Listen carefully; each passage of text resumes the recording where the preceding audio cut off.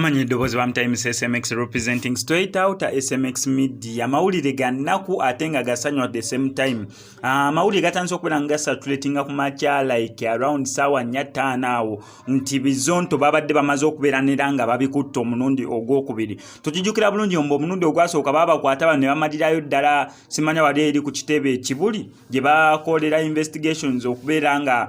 content wabwe gwe balinga bateeka ku YouTube channel yabwe ne ku Facebook okwera nga batambuza yali violatinga obanga anengeri gyalengezaamu omukulembeze w'eggwanga dineno Yoweri Kaguta Museveni ne babatwala ebintu byabwe ne babiconfiscating omwalizi kamera akagoma ke bali bakozesa ne uniform mukomawo kwabwe ne bakozesa uniform empya endala kati gye balina n'ebiri byali babitwala ne logo musango ne gubeera nga guwedde ne babata nga balaba oba nga basootinzeemu ko nga bababuuliridde content gwe balina okubeera nga bafulumya n'ebintu ebifaanana ng'ebyo ne guidelines baleme kubeera nga tebasukka wa banina okukoma. Clip ke bakola nga bakava mu komera nakalabako kubanga uli ekyali kyabasibya simanya mu basomesa abaana simanya abakulembeze b'eggwanga ke ka clip akali kabatwaza ka clip ke basooka okubeera nga bakola nga bakava mu komera ne akali ka clip ka kusomesa abaana bya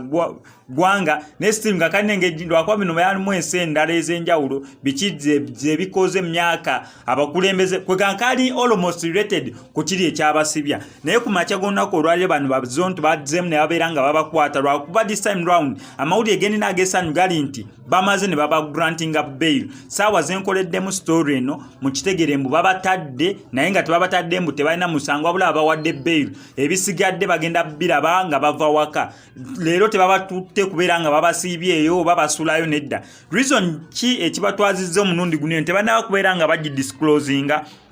obanga bagitubuulya ki ekibadde kibatwazisa ku poliisi ki ekibadde kibasibisizza naye nga amazima gali nti kituufu babadde babasibye wedda sinnakola story eno olw'ensonga nti wedda sinnafuna nsonga ntuufu ebasibizza nze okuvayo nenkola story nga sibawadde ensonga ebasibizza tekikola makulu naye ate at least kimpadde amaanyi okukola eno story oluvannyuma lw'okutegeera amawulire okuva ku credible sources mbu baneeno babatadde era babawadde bail buli omu alina ssente zasasuddeyo okubeera nga baba grantinga bail ne basobola okubeera nga babataka sawa zino ne mukugezaako okulaba nga ntuukirira abantu bange benneesiga tulabe ensonga ki this time round ebadde ekwasizza bino bizonto nera kiri ku content gwe babadde nga bafulumya nga waliwo kakiripo akalala kabaleetedde ebizibu oba abadde bazzeeyo kugirya emisango.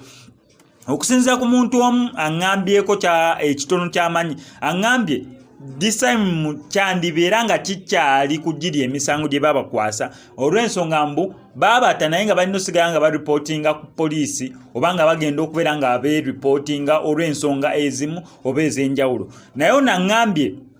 however sinabeera nga confirming eno information nti bamaze ebbanga eriwerako n'emyezi egiwerako nga tebagenda kwereportinga ku poliisi kugirya emisango gye basooka okubeera nga babakwatira ndowooza nakuguli omulundi babatera ku bbeeru nga emisango gyali tegiri conclusive nga tebagimaliriza mu butuufu bwa kubeera nga bagimaliriza kati ne babagamba nga bajja kubeera nga bereportinga ku poliisi emirundi n'emirundi ku nnaku ze baalagaana lwakuba bino bizonto engeri gye biri bizonto bambi tebyereportinganga ku poliisi engeri police gye yaba instructing okubeera nga bereportinga kati nga kino kyandibeera mbu nga kyekibasibizza olunaku olwali okubeera nga kyaka baskipinga bail ndowooza bakiyita mu lulimi lw'amateeka oba n'olw'abaserikale baskipinga bail gye baba wakugula omulundi ogwasooka kati babazze ne babakwata ne babatwala ku poliisi neera this time round era ne babawa bail kati simanyi bail eri bagiskipinga bazzemu ne babawa bail tebaddemu ne baskipinga ne bail neno gye babawadde oba okubeera nga bagiviolatinga byonna ebisigadde ne information gye bagenda okubeera nga batuwa ze waneno ku SMX media gya making sure mbu ngikuleetera kyonna okola kiri simple